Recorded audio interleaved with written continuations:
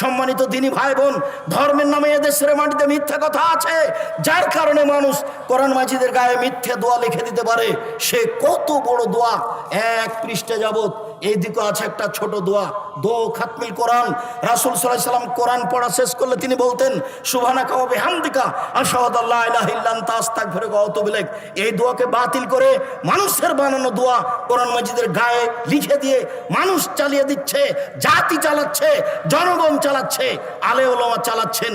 আর আমি যা বলছি সেদিকে আপনার কর্ণপাত হয় না। হয় না কেন?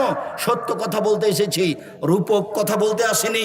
আবারও বলছি, 1990 সাল থেকে নিয়ে এখন পর্যন্ত আমি কোনোদিন অপ্রয়োজনীয় বাক্য বলিনি। 1990 সাল থেকে নিয়ে এখন পর্যন্ত আমি কোনোদিন মানুষের কাছে পথ খরচ পাথেও চাইনি।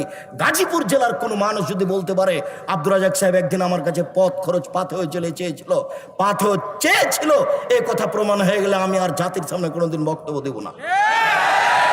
সম্মানিত